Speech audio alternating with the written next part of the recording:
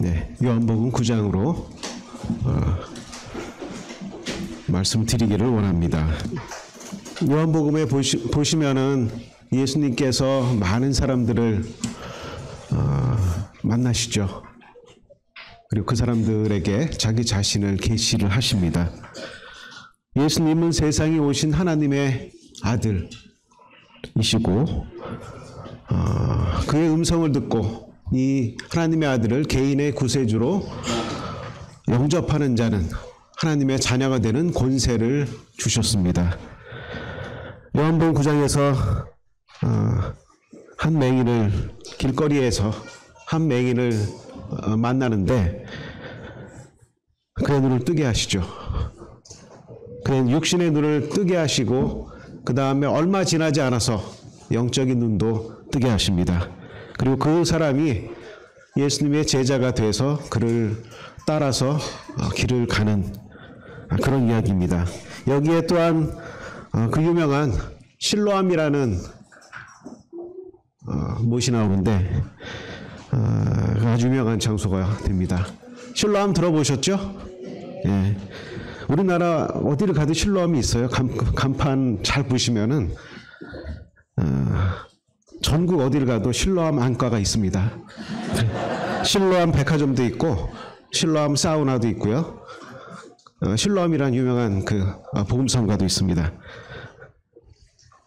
이렇게 된 걸 보니까 요한복음 9장이 많은 사람들에게 영향을 미쳤구나 하는 생각이 듭니다.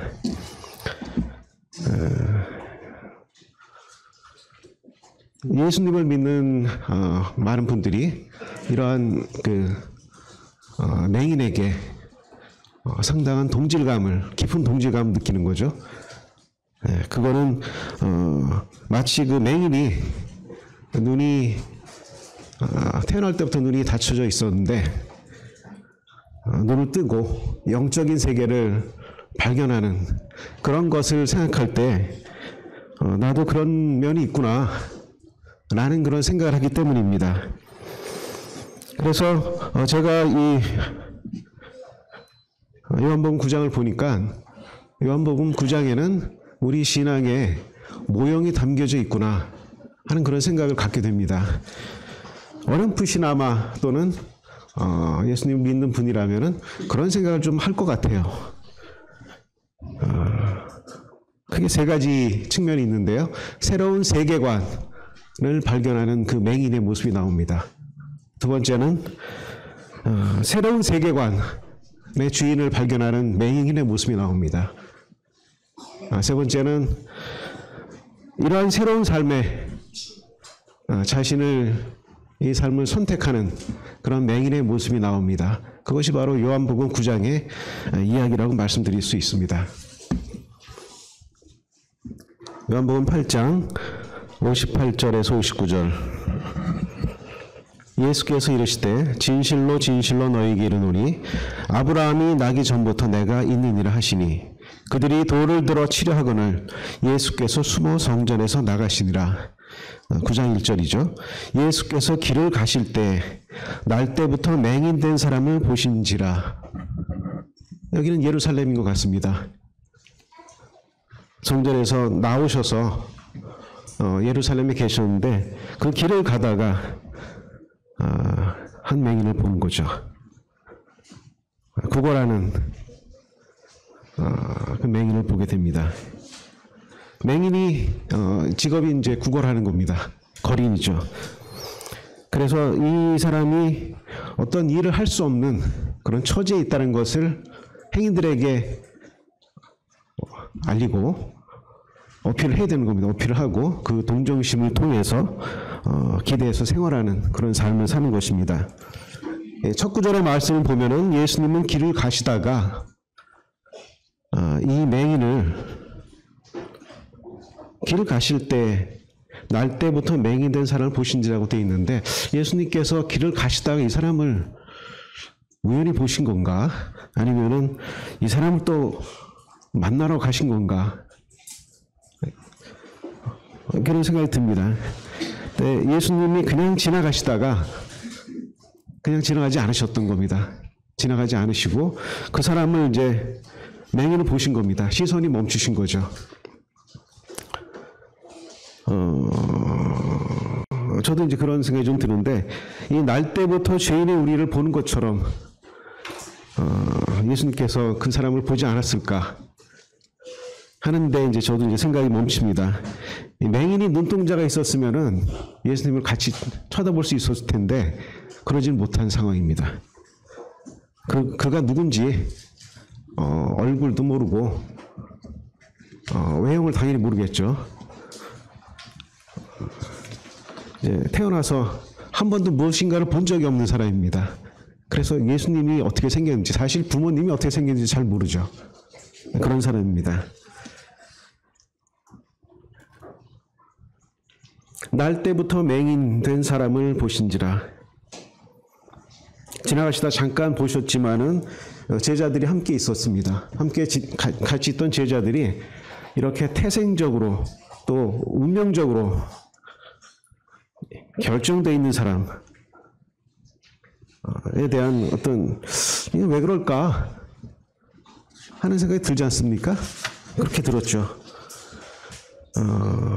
우리 뭐 저를 비롯해서 사람들에게는 나는 어디서 왔고 또 어디로 가는 걸까?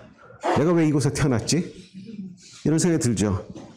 그래서 어떤 제 불평 불만 많은 제 친구가 있는데 모든 게 다 불만이에요. 내가 왜 이 나라에 태어나가지고 이렇게 고생을 하며 우리 부모님은 왜 나를 낳아가지고 첫째로 낳지 왜 둘째로 낳아가지고 나를 고생시키며 뭐 여러 가지 불만이 많아요. 그 친척들은 이렇게 잘 사는데 나는 왜 이렇게 못 살며 뭐 많은 불만들이 있는데 어떤 그 운명적인 것에 대해 어떤 원인과 결과 인과관계를 찾고 싶은 그런 마음이 있습니다. 그래서 고대부터 지금까지 어떻게 할 수 없는 거, 우리 자신이 알 수 없는 것에 대해서는 점성술에도 의존하고 뭐 우리 조상들이 잘 하시던 사주팔자 따지고 이제 그런 경향이 있습니다. 그게 바로 인간의 연약함이고 우리들의 불신앙이기도 합니다. 9장 2절에 제자들이 물어 이르되 랍비여 이 사람이 맹인으로 난 것이 누구의 죄로 인함이니까 자기니까 아니면 그의 부모니까 이렇게 그 앞에 그 사람을 앞에 두고 멀쩡히 이런 질문을 제자들이 합니다. 이 제자들이 가지고 있는 사고관을 우리가 말하는 세계관이죠. 그것을 파악할 수 있는 질문입니다. 이런 사고는 누가 심어준 걸까요? 우리가 가지고 있는 생각들, 그건 다 누가 심어준 걸까요? 저는 이제 가끔가다 그런 생각을 하거든요. 내가 왜 이런 생각을 하고 있지? 하여튼 어쨌든 간에 그런 게 있어요. 그걸 선입관이라 그러기도 하고 편견이라고도 그러기도 합니다. 이런 이제 편견의 함정이 우리의 삶 곳곳에 있습니다. 이 맹인의 입장에서 한번 보시면은 하여튼 얼굴을 알 수 없지만 다수의 사람들이 자신의 영업장 앞에 와서 자신을 대상으로 운명론적 토론을 지금 하고 있는데 그다지 기분이 좋지는 않겠죠. 그런데 이제 이 사람은 익숙한 것 같아요. 별말 없이 대화를 이렇게 듣고 있습니다. 만약에 이제 부모님께서 이 맹인의 부모를 얘기하는데 옆에 있었다면은 이게 다 내 잘못이야 이렇게 얘기할 수도 있겠죠. 이렇게 한탄할 겁니다. 어떻게 보면 이제 밑도 끝도 없는 그런 얘기를 할 텐데 제자들은 지금 앞에 있는 이 맹인이 불쌍한 사람이다 라는 선입관을 가지고 있습니다. 그리고 이 요한복음 9장 34절에 보시면은 바리새인들이 등장하는데 이 바리새인이 이 맹인에게 내가 온전히 죄 가운데서 나서 우리를 가르치느냐라고 이런 표현을 쓰는 걸 보니까 인간적으로 그런 무시하는 그런 태도가 드러납니다. 이것도 역시 다 선입관이고 편견입니다. 만약 우리가 어떤 사람을 제대로 알려면은 꽤 시간이 걸리죠. 저 자신조차도 평생을 알아가야 되는데 우리 형제님들, 자매님들 또 세상에서 만나는 사람들 아는데 많은 시간이 소요됩니다. 그래서 이제 대화를 하다 보면은 이해를 합니다. 이해를 하고 그 사람을 존중하는 그런 태도를 갖게 되는데 저렇게 사람이 생각할 수 있구나. 나는 이렇게 생각하는데 저 사람도 사람이구나. 이런 이제 이제 사고가 확장될 때가 있습니다. 근데 제가 우리가 요한복음 9장을 쭉 읽으면은 이 맹인에 대한 모습이 나오는데, 이 맹인이 자신의 운명을 불행해하거나 어떤 피해의식에 잡혀 있거나 유대인들의 전통적인 지식이나 그런 관습에 대한 지식이 부족하거나 자신의 주장을 못할 정도로 이 사람들을 두려워하거나 그런 게 전혀 없습니다. 아주 보편적인 지식을 가지고 있는 그런 사람입니다. 의외죠. 다만 이 사람이 눈이 안 보일 뿐입니다. 그러니까 실제 그런 모습을 보게 됩니다. 그리고 22절에 보면은 부모님이 이제 이 사람의 부모가 그 아들을 잘 알 거 아닙니까? 우리 아들이 장성하였으니 우리 애한테 물어보세요. 라는 그런 모습이 나오죠. 바리새인 당국에게 이 아들이 이제 눈을 떴으니까 그걸 또 뭐 신고를 해야 되나 봐요. 인증을 받아야 되는 그런 문제가 있습니다. 근데 그렇게 대답을 합니다. 한때는 맹인이었던 이 사람들의 그 아들이 이 바리새인들 앞에 가서 아주 당당하게 얘기를 잘합니다. 그리고 20절과 21절에 보면은 그분의 이제 부모님이 나오는데 부모님들도 굉장히 말씀을 잘하세요. 그래서 논리적으로 아주 사리에 맞게 얘기를 잘하십니다. 그래서 그 아들이 그 부모님 못지않게 얘기를 하는데 이 아들은 그 부모님들을 능가해요. 그래서 요새 말하는 위트죠. 위트와 해악이 넘치게 그렇게 말을 합니다. 그래서 이 9장을 보면은 우리가 이 제자들과 이 바리새인들이 갖고 있는 편견, 이 선입관이 얼마나 사상누각인가 이런 걸 보게 됩니다. 우리가 이 사람들이 같은 유대 시민으로서 평등하게 대했으면 얼마나 좋았을까? 그런 이제 안타까운 마음이 드는데요. 이런 질문에 대해서 예수님께서 대답을 해주시죠. 3절에 보시면은 예수께서 대답하시되 이 사람이나 그 부모의 죄로 인한 것이 아니라 그에게서 하나님이 하시는 일을 나타내고자 하심이라 이렇게 말씀을 하시죠. 기존의 사고관은 뭐냐면은 맹인으로 태어난 것이 바로 그 사람의 죄라는 주장입니다. 아니면 그 부모의 죄라는 주장이 있는데 이게 바로 유대인들이 가지고 있는 어떤 사고관이라는 생각이 듭니다. 그래서 이런 사고관에 따라서 제자들이 그런 질문을 한 겁니다. 이게 나름 어려운 질문을 한 거예요. 바리새인도 그런 생각을 가지고 있었습니다. 현재의 신분이나 상태는 과거의 나나 부모의 공덕에 의해서 결정될 수 있다는 생각. 이 하나님의 백성인 유대인들에게 영향을 미치고 있는 겁니다. 이걸 어떻게 무리 없이 이걸 잘 설명할 수 있을까? 이런 상황에서 그러한 사고관에서 그게 이제 이 질문에 우리 선생님이 잘 대답할 수 있을까? 그런 생각을 가지고 있는지도 모르겠죠. 그런데 예수님께서 기존에는 없는 새로운 사고관을 제시합니다. 이 사람이 맹인으로 태어난 것은 그에게서 하나님이 하시는 일을 나타내고자 합니다. 이렇게 얘기하시는 거예요. 이렇게 또 놀라운 얘기가 있을 수 있을까요? 하나님의 아들이 그 사람 앞에서 그 얘기하시는 거예요. 저는 이제 깜짝 놀랐는데 예수님께서 일체 주저함이 없으세요. 하나님의 아들이시니까요. 그게 분명한 사실인 겁니다. 그렇다면 그를 통해서 하나님 자신을 나타내신다. 그렇게 얘기하신 겁니다. 그래, 그렇지. 이 사람은 맹인으로 태어났지. 나는 그를 통해 하나님의 역사를 보일 것이다. 그 앞에서 이렇게 선포를 하고 계신 겁니다. 예수님의 제자들을 비롯해서 다른 사람들이 볼 때, 이 사람은 희망이 없어 보이는데 여기에도 하나님의 계획이 있단 말인가? 이런 생각이 들죠. 만약 그렇다면은 모든 사람, 그 사람이 그렇다면은 또는 어떤 사람이든지 간에 하나님의 선한 계획이 있다는 말인가? 이런 이제 생각이 들 수가 있습니다. 요한복음 9장 4절에 때가 아직 낮음에 나를 보내신 이의 일을 우리가 하여야 하리라. 밤이 오리니 그때는 아무것도 일할 수 없으리라. 이렇게 말씀을 하시고 이렇게 선포를 하시고 내가 이 세상에 있는 동안은 세상의 빛이라고 말씀을 하시면서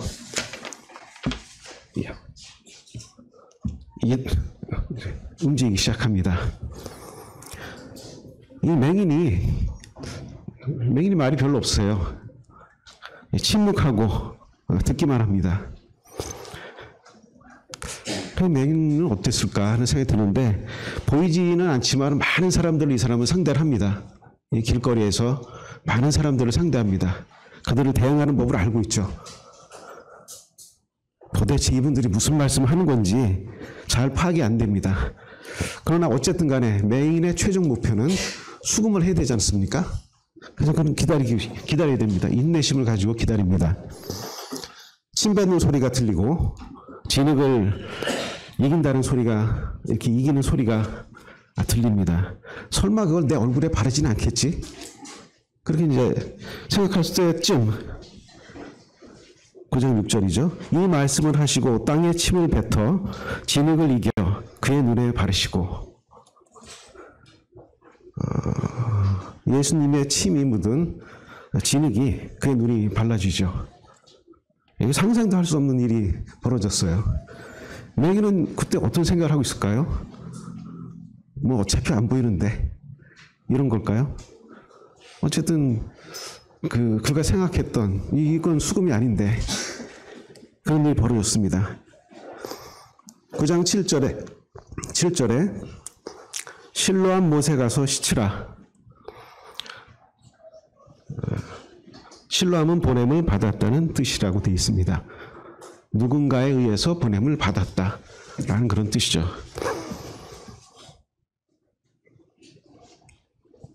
예수님은 영원히 목마르지 않는 물이라고 자신을 소개하기도 하고 영생하는 물이 나오리라 이렇게 자신을 소개하기도 하는데 이 9장에서는 이 실로암에서 하나님께 보냄을 받은 자라고 자신을 소개하시는 겁니다.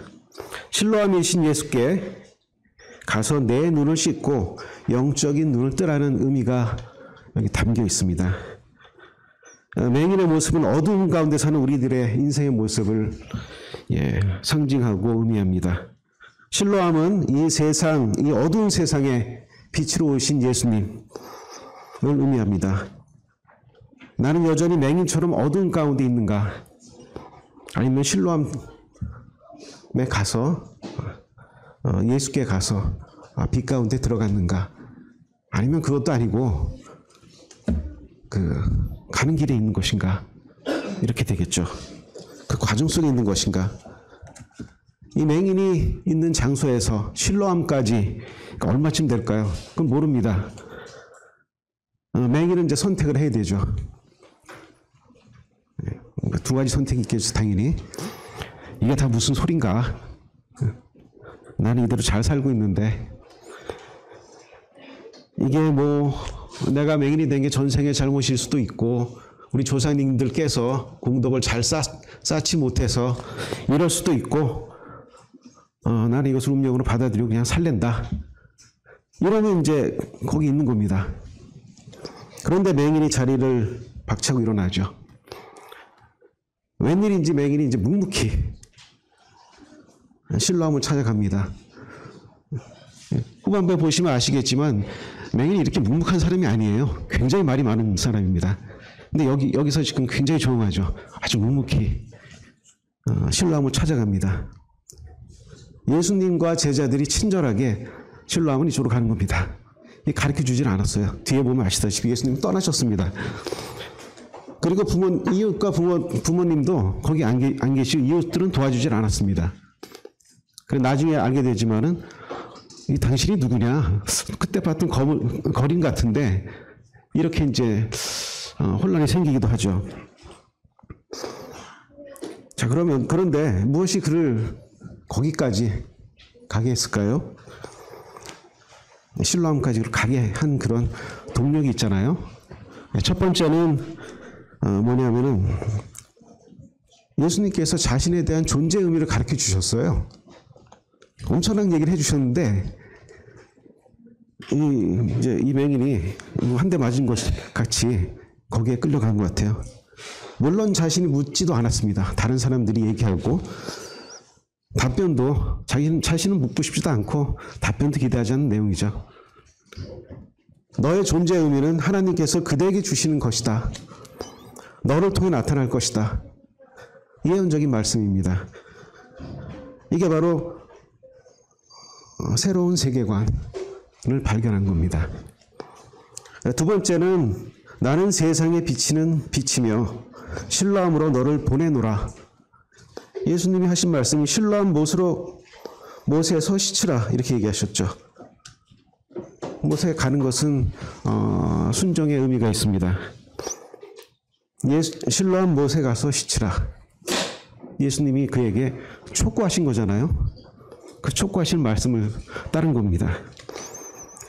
요한복음 9장 7절 후반부에 보시면은 이에 가서 씻고 밝은 눈으로 왔더라. 이렇게 간단하게 기록되어 있는데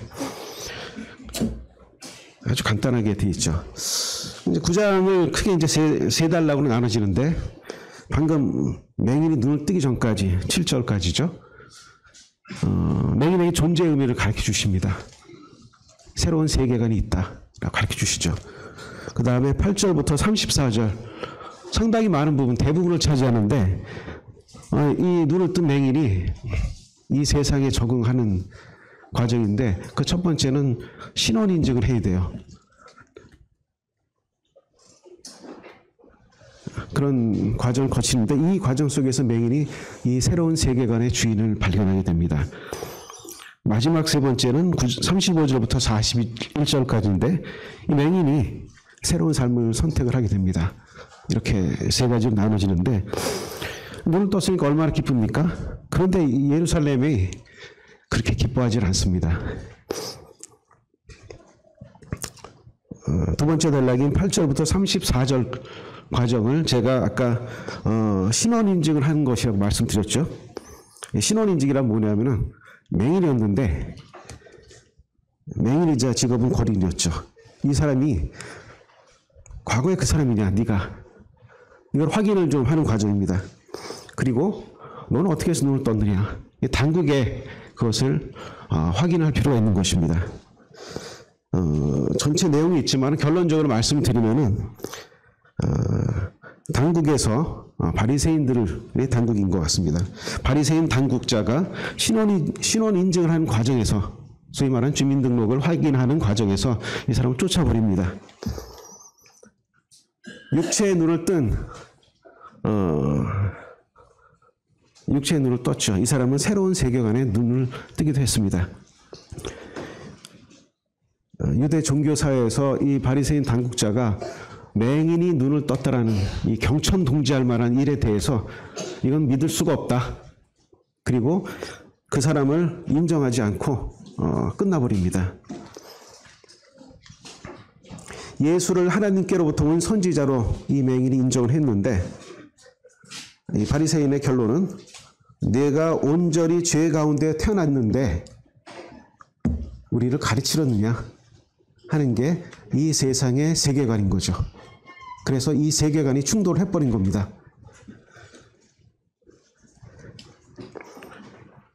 뭐 지금 같으면 뭘 이 세상에서 인정을 받으려고 애를 씁니까?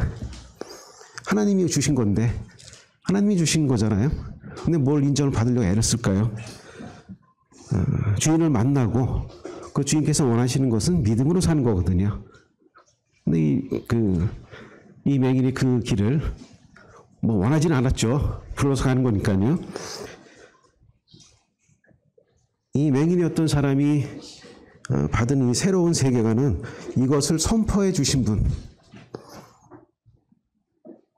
이 새로운 세계관의 주인을 만나는 겁니다. 그리고 그제서야 이 새로운 삶이 원활하게 진행된다는 것을 보게 됩니다.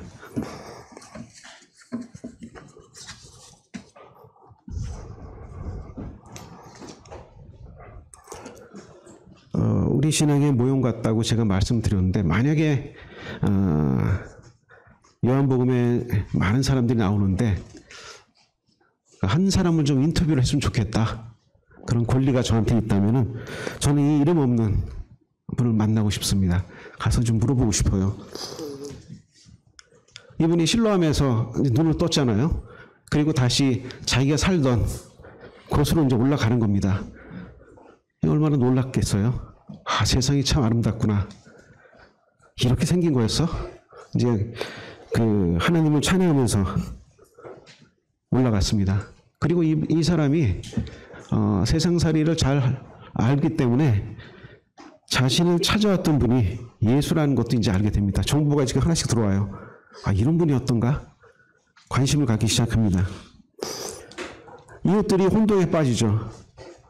이 사람이 그 사람 같기도 하고 아닌 것 같기도 하고. 근데 이 사람이 자기가 주장을 합니다. 내가 그다. 그래, 그의 간증이 이제 시작이 됩니다. 11절에 보시면은 대답하되 예수라는 그 사람이 진흙을 이겨 내 눈에 바르고 나더러 실로암에 가서 씻으라 하기에 가서 씻었더니 보게 되었노라. 이 사람이 과묵한 성격의 소유자인 줄 알았더니 아주 능숙하게, 아주 논리적으로 말을 잘합니다. 당연히 배운 적은 없죠. 원래 그렇게 훈련을 받은 것 같습니다. 보통 말을 잘하는 게 아니에요. 16절에 보면은 바리새인 중에 어떤 사람은 말하되 이 사람이 안식일을 지키지 아니하니, 예수님을 말씀하는 겁니다. 예수님이 안식일 날 이 사람을 고쳤거든요. 하나님께로 온 자가 아니라 하며 어떤 사람은, 같은 바리새인이죠, 죄인이 어떻게 이런 표적을 행할 수 있냐라고 서로 간에 이제 충돌이, 분쟁이 일어납니다. 17절에 이 사람의 간증이 또 시작되는, 너는 그를 어떤 사람이라 하느냐 대답하되 선지자입니다. 이렇게 대답을 하죠. 자신의 의견을 분명하게 얘기를 합니다. 이 맹인은 자신의 의견이 분명히 있는 거예요. 자신의 경험이 있고요. 22절에 보면은 그 부모가 이렇게 말하는 것은 이미 유대인들이 누구든지 예수를 그리스도로 시인하는 자는 출교하기로 결의하였으므로 그들을 무서워함이로라. 이 말씀 전에 그 부모님을 이제 소원했는데 아까 말씀드렸죠. 우리 아들이 아주 장성해서 잘 아니까 아들한테 물어보십시오. 이렇게 얘기하지 않습니까? 이 부모님들이 아주 지혜롭게 이 위기 상황을 잘 빠져나갑니다. 두 번째 불러 이르되 너는 하나님께 영광을 돌리라. 우리는 이 사람이 죄인인 줄 아노라. 이 세상의 가치관이 보는 예수님, 유대인들의 가치관이 보는 예수님은, 이 사람도 마찬가지로 하나님께 영광을 돌리는데 예수는 죄인이다 라는 선입관을 가지고 있습니다. 맹인이었던 사람은 용기가 있는 사람입니다. 25절에 대답하되 그가 죄인인지 내가 알지 못하나 한 가지 아는 것은 내가 맹인으로 있다가 지금 보는 그것이니이다. 이렇게 얘기해. 우리가 맹인으로 있다가 지금 보는 것, 그것이 간증인 것입니다. 맹인이었던 사람은 위트가 넘치는 사람입니다. 27절에 자꾸 물어보니까 또 물어보죠. 자꾸 물어보니 대답하되 내가 이미 일렀어도 듣지 아니하고 어찌하여 다시 듣고자 합니까? 당신들도 그의 제자가 되려 합니까? 화가 나는 얘기를 한 거예요. 아니 지금 본 당국자가 지금 물어보는데 왜 이런 얘기를 하는가? 위트가 넘치는 사람이죠. 맹인이었던 사람은 풍자와 해악이 있는 사람입니다. 30절에 보시면은 그 사람이 대답하여 이르되 이상하다. 이 사람은 예수님인데 자기도 본 적은 없어요. 내 눈을 뜨게 하였을 때 당신들은 그가 어디서 왔는지 알지 못하는도다. 그들의 무지를 이렇게 잘 풍자를 합니다. 31절에도 하나님이 죄인의 말을 듣지 아니하고 경건하여 그의 뜻대로 행하는 자의 말은 들으시는 줄을 우리가 아나이다. 창세 이후로 맹인으로 난 자의 눈을 뜨게 하였다면 듣지 못하였으니 이 사람이 하나님께로부터 오지 아니하였다면 아무 일도 할 수 없으리라. 아주 논리정연하게 자기의 주장을 하고 해악과 풍자가 담겨져 있습니다. 이 9장 34절에 바리새인 당국자가 한마디 하고 그를 쫓아내죠. 이 본 당국자의 조사를 이렇게 말을 하다니 죄 가운데 태어난 내가 우리를 가르치려느냐? 당장 쫓아내버립니다. 자, 이 사람은 이제 예수님도 알고 예수가 그리스도인지도 사실은 이제 알게 됐습니다. 뭐 보니까 다들 알고 있는 사실이에요. 그건 뭐 모르는 사람이 없더라고요. 보니까 이 맹인도 그것을 알았습니다. 이 맹인이 새로운 세계관의 사람이 된 겁니다. 자, 그런데 그가 이런 새로운 세계관에 들어왔지만은 예수님에 대한 지식은 있죠. 그건 중요한데 더 중요한 거는 예수님 그분 자신을 만나긴 만났죠. 만나긴 만났는데 그런 분들은 많죠. 만난 사람들은. 근데 그분 자신을 개인적으로 영접한 적은 없는 겁니다. 왜냐하면 이 세계관을 움직이는 그런 원천은 누구한테서 오는 거냐면은 바로 예수님께서 오는 거거든요. 예수님께서 그가 구도의 과정을 밟을 수 있도록 기다리신 것 같아요. 그래서 쫓겨났다는 얘기를 듣고 이제 찾아가시죠. 베데스다 연못에 38년 전 병자에게도 쓰셨던 방법인데 똑같이 이 사람한테 합니다. 반응은 많이 달라요. 굉장히 다릅니다. 그를 만나서 이르시되 내가 인자를 믿느냐? 라고 도전적인 질문을 합니다. 이 맹인했던 사람이 예수께서 메시아, 그리스도라는 것을 지식적으로 이제 분명히 알고 있습니다.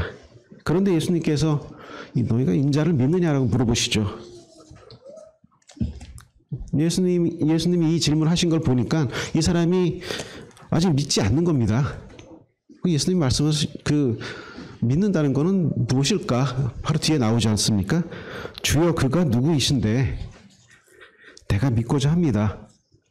마치 이 눈을 떴는데 모든 것이 다 잡힐 것 같은 이 사람에게 아직 잡히지 않는, 눈을 떠도 잡히지 않는 게 있구나.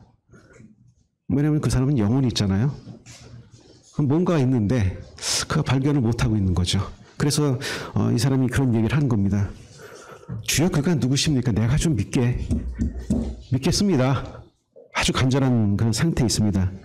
예수님께서 내가 그를 보았거니와 지금 너와 말하는 자가 그임이라.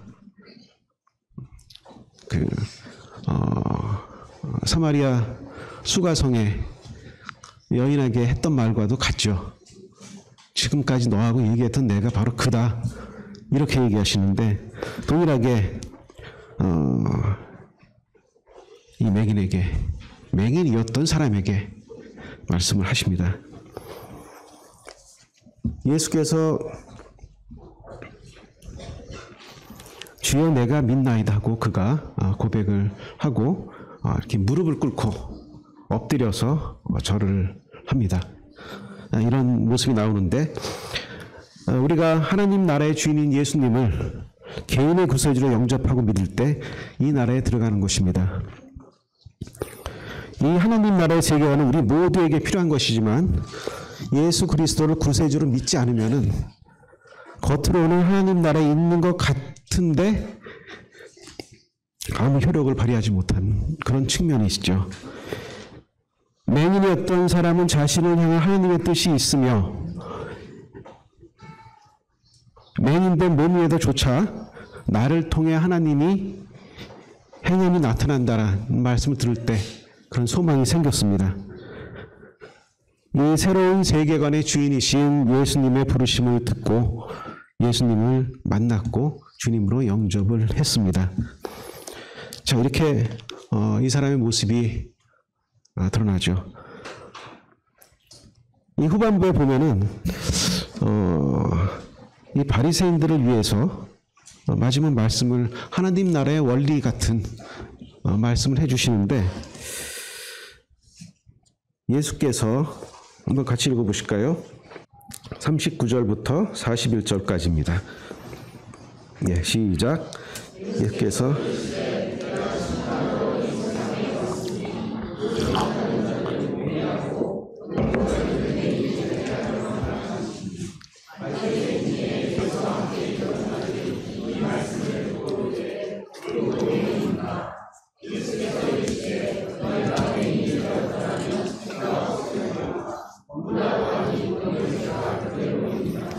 네. 꼭 그 맹인이 이런 바리새인이 그 중에 한 명 있었습니다. 그래서 이 바리새인이 우리도 맹인인가? 이 바리새인은 관심이 있었나 봐요. 이렇게 지금 우문 같기도 하고 그 똑똑한 바리새인이 왜 저기서 그 질문을 하고 있는지 답답한 마음도 드는데 수수께끼 같은 말이에요, 사실은요. 이 맹인은 알아듣죠. 경험자니까. 이건 경험을 해야 되는 겁니다. 공부해서 될 게 아니에요, 바리새인이. 바리새인이 보는 세상, 세계관이죠. 거기는 죄가 득세하는 세상입니다. 이 세상의 주인은 모세의 율법이죠. 그리고 이 세상의 신봉자인 바리새인은 이 율법에 굴복하고 율법의 조문에 굴복하는 겁니다. 섬기는 삶을 삽니다. 그런데 거기서 자유를 얻거나 그러지 못하죠. 영생을 얻거나 그러지 못합니다. 맹인이 보는 세상, 그를 향하신 그 사람을 향한 하나님의 뜻이 있습니다. 존재의 의미를 얘기해 주셨지 않습니까? 이 세상의 주인은 예수님이죠. 이 세상의 신봉자인 맹인이었다 눈을 떴습니다. 예수님께 굴복하고 그 섬기는 삶을 살아갑니다. 예. 이 구장을 정리하면서 말씀을 마치고자 합니다. 제가 세 가지를 말씀드렸는데 새로운 가치관의 발견, 하나님의 행하심이 우리에게 나타난다라는 그 나하고는 관계는 별로 없어 보이는데 그게 아니고 하나님의 뜻이 이 맹인에조차도 있는데 모든 사람에게 각자에게 다 있다는 말씀이시죠. 두 번째는 새로운 가치관의 주인은 예수님이시라는 겁니다. 어디 딴 데 가서 찾으면 안 돼. 이 가치관의 주인을요. 내가 주인이 돼도 안 됩니다. 예수님이 주인이신 겁니다. 왜냐하면 이 세상을 움직이는 것은 예수님이니까요. 세 번째는 우리의 선택은 예수님을 믿는 것입니다. 우리가 성도님들이 보시면은 어떤 성도님들은 굉장히 아주 깊이 진심으로 자신의 사정을 하나님께 고하고 또 거기서 위안을 받고 또 또 능력을 얻는, 그래서 간증을 하시는, 그렇게 이제 사시는 성도님들이 있고요. 신앙인이 있고요. 또 반면에 어떤 성도님들은 약간 겉도는 그런 분이 계시죠. 나한테 믿긴 믿죠. 다 침례 받았으니까. 근데 나하고는 좀 이상하게 이렇게 잘, 예수님을 믿으면 행복하다 그러는데, 행복은 어디 있는 것일까? 왜 나는 계속 허무할까? 이런 생각도 갖고, 그런 분도 계시죠. 담담히, 잠잠히, 묵묵히 이렇게 사시는 분도 있습니다.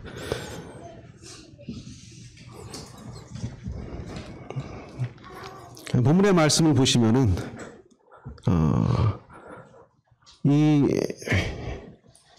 우리가 마음을 열어야 되죠. 마음을 열고 이 하나님이 주신, 사실 다 주셨는데 이 세계관을 속으로 들어와야 됩니다. 그걸 받아들여야 되는 겁니다. 이 새로운 세계관의 주인은 예수님이지 않습니까? 예수님이시구나, 하나님의 아들이시구나 하고 예수님에게 가야 되는 거죠. 다른 데 가면 안 됩니다. 이 예수께서 모든 순간 가운데 원하시는 게 있는데요. 그게 뭘까요? 내가 인자를 믿느냐 라는 겁니다. 예수님이 이 맹인된, 이제 멀쩡해진 친구가 한테 원하시는 거는 한 가지죠. 내가 인자를 믿느냐? 제가 믿지요. 제가 믿겠습니다. 모든 순간 가운데. 맹인이 그때 한 번만 믿고 다음은 안 믿었나요? 아침에 해가 뜨면은 그런 거를 이제 현재형이라 그러더라고요, 영어에서요. 그런 것처럼 계속 믿는 겁니다. 내가 인자를 믿느냐? 예수님이 원하시는 거는 믿는 것이죠. 마음의 문을 열고 믿는 것입니다.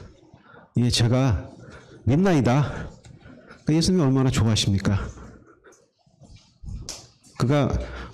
예수님이, 그 사람이 이제 거린의 일을 던져버리고 예수님을 따라서 따라갑니다. 이제 그러니까 어떠한 삶을 살았는지는 기록이 되어 있지 않은데, 그거는 제가 아까 말씀드렸죠. 제가 인터뷰를 할 거니까 그때 제가 알려드릴게요. 예, 아주 먼 일이긴 한데 그렇게 알 수 있습니다. 이분이 굉장히 풍자해악이 넘치고 위트가 가득한 그런 분인데, 사실 우리 성도님들 중에 이렇게 믿으신 분들이 꽤 있어요. 제가 가끔가다 만나요. 완전히 달라지신 분들. 그리고 자기 자신조차도 내가 달라졌어 이렇게 얘기하시죠. 그렇군요. 이 세계관에 들어오신 것을 환영합니다. 그리고 믿음으로 사시기를 바랍니다. 예, 기도하시겠습니다.